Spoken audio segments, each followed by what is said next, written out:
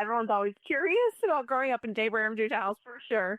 And I think some people have the misconception that we had like mutual fund parties and budget retreats on the weekends and that kind of thing. And thank goodness that was not the case. Mom and dad were obviously intentional with teaching us about money, but it was through a cool style parenting in the sense that they just saw teachable moments, throughout the day, throughout the weeks that they would talk to us about money. And I think some people, think that we were like little money robots or something, and we were all obsessed with money. And that was not the case. And really, the great thing mom and dad did that helped us now as Ramsey kids, there's three of us in the family. So now we can kind of stand on this solid financial ground and win. And thankfully win not because we're Dave Ramsey's kid, but because we were taught these principles. So now we get to apply that to our own lives.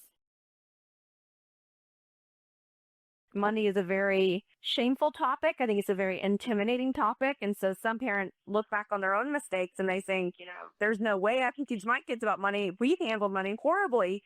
Our parents, though, so we don't have the right, we don't have the knowledge to teach our kids. So I think there's some of that. And honestly, I think there is a portion of America and a large portion that is stripped out about money, in their own sense. So they're living paycheck to paycheck. They have debt. They're not able to invest for retirement, all these stresses. So they don't even think about it. I don't think they don't have the time to sit down and talk to their kids. And so I think it's kind of a mixture of all of that, but I am finding kind of this lack of knowledge, if you will, on this subject. And so it's not taught in schools. And sadly, a lot of parents aren't talking to their kids about it. A job well done, feeling like you've completed something, you've accomplished something. There's dignity attached to that. I think some parents are fearful that they don't want their kids to feel the hardships sometimes of life, and they don't want them to have to make hard choices with their time and all of that. But doing those things and making your kids work, it really is a gift. And you can start that, we say, as early as 4 years old. I mean, a 4-year-old can pick up a few toys and quote unquote clean their room, but we all know 4-year-old doesn't clean the entire room because they're four. And so they would pick up 7 or 8 toys and I say at that young, pay them instantly. So if you're financially able, whatever it is, a quarter or a dollar bill, whatever it is, pay them instantly and show them that money comes from work. Making that connection for them early is so key. So it's a 4-year-old. So you're not, setting up a boot camp for small children. I bet the 4-year-old can maybe have 2 or 3 responsibilities. Made matching socks in the laundry or helping feed the dog. I mean, just little things they can do. And again, maybe 2, 3, 4 things and pay them instantly. And as they get older, their responsibility should increase. Just the process of saving up and paying for something, it's just tremendous. I mean, this is such a culture, such a generation of instant gratification that we can have anything we want when we want it. And so making your kids delay that gratification, have the patience to save, to reach a goal, to have something out, in the future that you're working towards. I mean, it's incredible. So saving money, I don't think it's just to put money away in a bank account and just watch it grow. I mean, you're teaching your kids a lot of life principles through this process of saving money. We live in such a selfish world. And so I think, when you give, you're saying no to yourself. And I think that's an important quality to have sometimes. I think giving is the antidote to selfishness. And selfishness, I think, and arrogance and entitlement, it's all kind of wrapped in together almost. So this idea that it's mine, you have a close fit and I deserve this, and it's all these kind of emotions. And people who win this money are givers. They give of their time, they serve people, they're servant leaders. They give of their money as well. They're a giving spirit. So when you live with an open hands, it's not a prosperity gospel kind of thing, but I do believe you're blessed, and not in a financial sense, but for your heart. I mean, it's amazing when your heart changes as you're able to help people. And honestly, I think giving is probably the most fun you can have with money. I mean, you can buy some fun things, some fun toy, the fun car. I mean, there's some things you can buy with money that's fine and it's enjoyable. So the joy of giving, there's nothing like it. And so to be able to experience that, as young as 5, 6, 7 years old, all the way up through being a teenager, giving your kids the ability to give and let them experience that, it's almost contagious.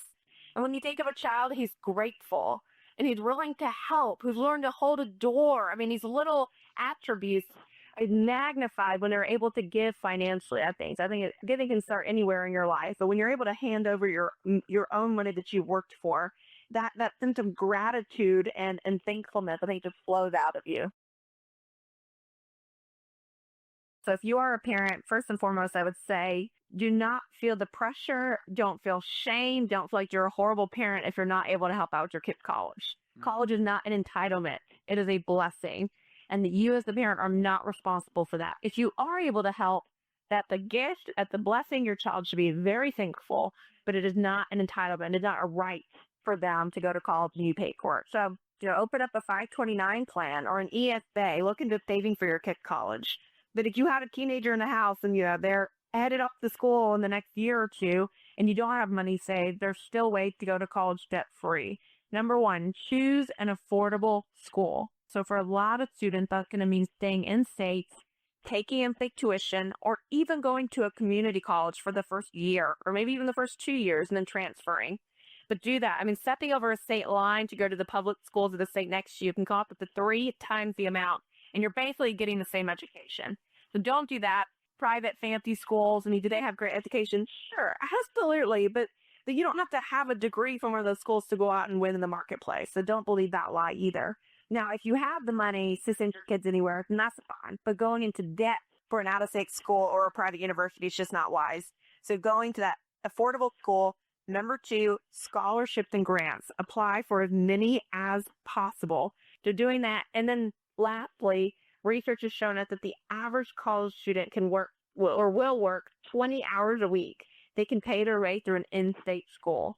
So you can literally work your way through. And so by doing those kind of things, talking to your financial aid office, some will even break up a semester into a cash payment plan where you pay a little bit at the beginning and then some in the middle. Maybe they can work with you with that. So if you have a child that's a junior even, there's still time, and just doing those 3 things, I promise you can go to school debt free.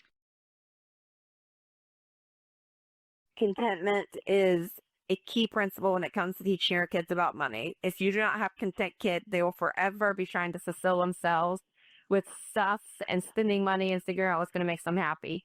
And so being content is not being, apathetic or not being lazy, but it's really having peace with where you are in life and just being content. And I think contentment comes from a heart that's grateful.